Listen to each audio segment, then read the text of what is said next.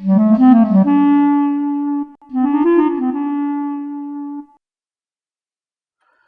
conception aéraulique d'un bâtiment avec comme moteur le vent fonctionne comme un système avec des flux d'air entrant par des ouvertures sur certaines façades, des flux transitant entre les zones et des flux sortant par d'autres façades par le jeu d'écarts de pression. La ventilation naturelle peut également être générée par le tirage thermique, c'est-à-dire l'écart de température entre l'intérieur et l'extérieur. Nous verrons qu'en zone tropicale humide, ce moteur est peu efficace. L'objet de cette séquence est de décortiquer ces mécanismes de fonctionnement en jouant notamment sur les paramètres géométriques. Mais avant ces développements, rappelons les différentes dimensions de la ventilation. Pour les bâtiments conçus en rafraîchissement naturel, la recherche d'une bonne ventilation naturelle est certainement l'objectif le plus impactant sur un plan architectural.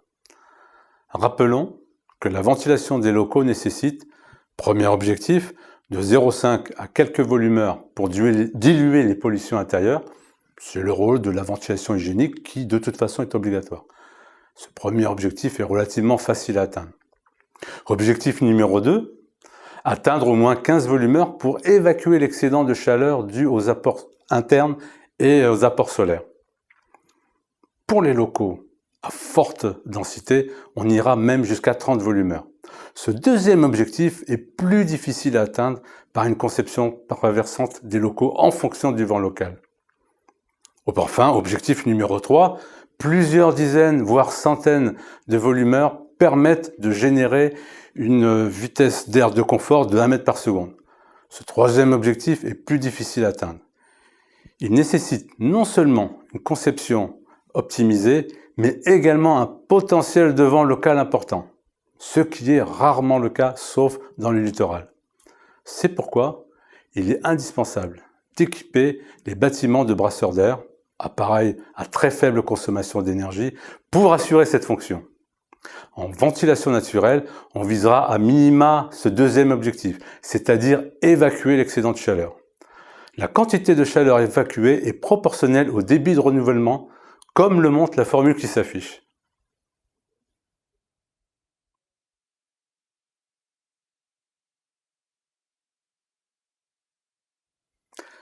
La ventilation naturelle, avec le moteur vent, fonctionne comme un système mettant en œuvre des flux d'air entrants, des flux d'air transitants entre les zones et des flux d'air sortants.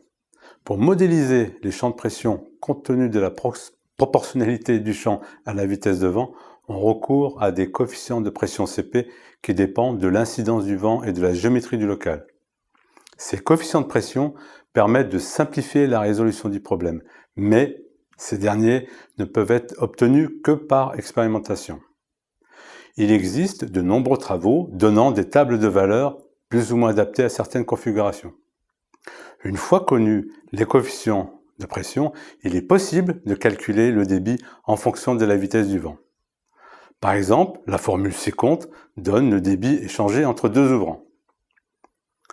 Par exemple, deux fenêtres de 1 mètre carré de section ouvrante sur des façades opposées avec un écart de pression de 0,3 et pour un vent de 2 mètres par seconde permettent d'atteindre 15 volumeurs pour un local de 30 mètres carrés.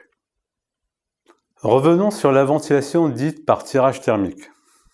Le moteur de la ventilation est ici l'écart de température entre l'intérieur et l'extérieur, c'est-à-dire la surchauffe. La ventilation thermique peut fonctionner soit de façon individuelle, chaque baie organise un flux sortant en partie haute et un flux entrant en partie basse, ou en système organisé où entre par des ouvertures les plus basses l'air frais et par des ouvertures les plus hautes l'air chaud. Comme le montre la formule qui s'affiche, le débit d'air est en réalité proportionnel à la racine carrée de cette surchauffe.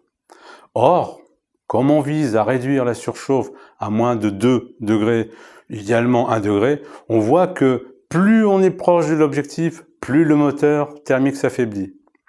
Nous avons simulé un logement de 100 mètres carrés avec une hauteur de 3 mètres, plusieurs sections d'ouvrants.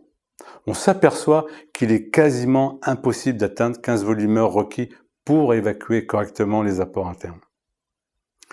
Le tirage thermique doit plutôt être considéré comme un garde-fou qui, en l'absence de vent, va éviter à la température de trop s'élever.